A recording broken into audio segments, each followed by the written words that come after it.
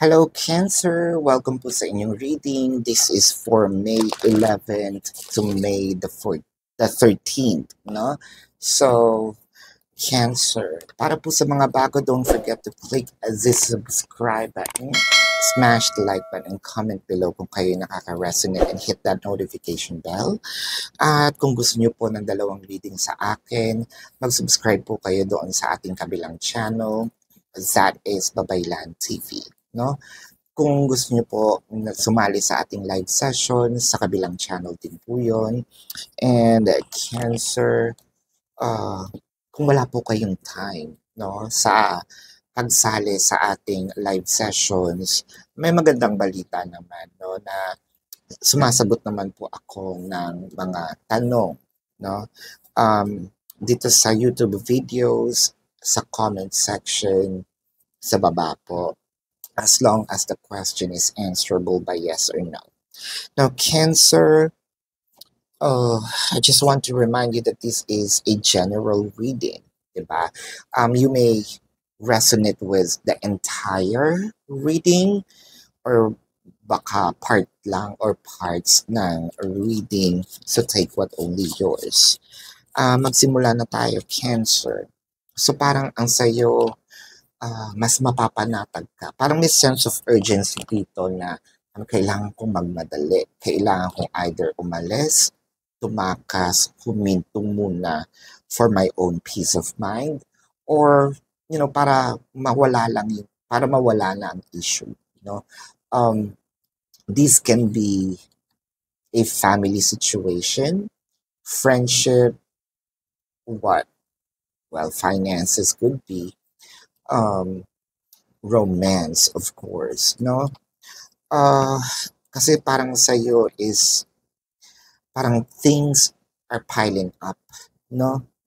Kumbaga, nalulunod ka na sa mga nangyayari sa buhay.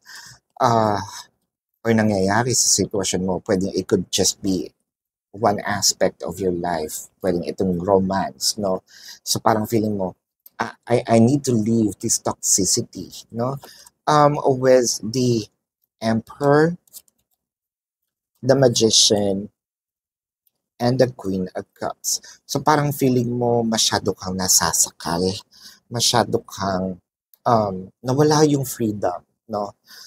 You are probably siguro nag-submit tayo ng sobra-sobra up to a point na yun nga nawala sa atin yung pinaka-identity natin, no? Siguro sinabi natin dito, no, yung dreams, yung pangarap ko nga sinakripisyo ko na.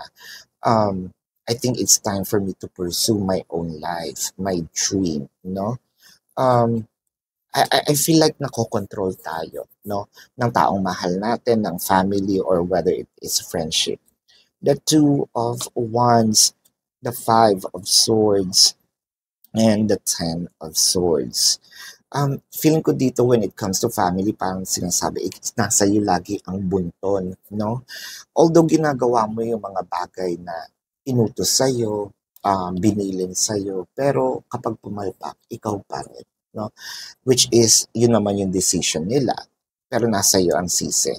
When it comes to romance, ang nakikita ko dito is parang yun nga with the defeat or the Five of Swords, no?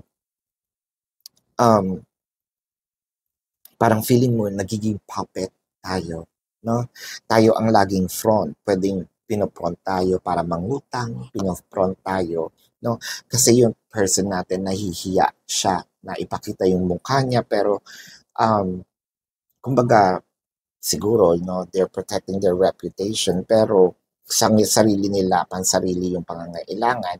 Tapos ikaw yung pinopront. Kapag nagkapahiyaan, ikaw, no? Kumpara ito, ikaw yung guarantor, tapos, di ba, ang sisi na sa'yo pa rin. With the Hierophant, the Four of Pentacles, and the Queen of Pentacles. There's something about money involved in here. If in case na kung ikaw man nga yung guarantor, no, ikaw pa yung maliit yung porsyento. Minsan wala pa nga. Ang nakikita ko dito, parang kasi sobrang generous natin na tayo naman yung parang naiipit, tayo naman yung naagrabyado, tayo naman yung nawawalan, no? I think that you need to balance things out. And I think that nga kinausap mo rin naman with the higher fund kasi hindi talaga, no? Kumbaga, nabulyawan pa tayo, nasisi pa tayo. Actually, ang sakit sa ulo, no, nung situation mo ngayon. Ang bigat-bigat katulad nung kasing bigat ng Ten of Wands, no? Kasi ang Ten of Wands, nandun nga yung sinasabi nating burden. Pero if you can see, this is not just your burden. Pinasan mo lahat, no? I'm seeing numbers 555, no? So, I will comment below kung ano yung meaning ng angel number 555 and that could be our synchronicities and a sign, no? That we may be on the right path, we may be on the wrong path, what to do. So comment nyo po, comment, tingnan nyo ang comment section, no? With the death card, the Two of Swords, and the Seven of Cups.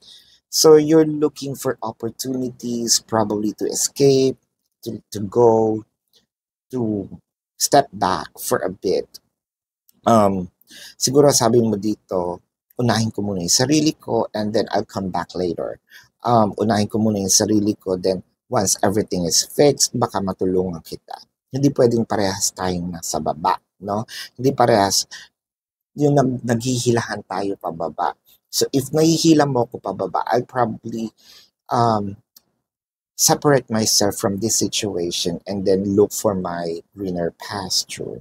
And once okay na ako, baka pwede kitang matulungan. Kasi alam ko, hindi mo ako matutulungan, no?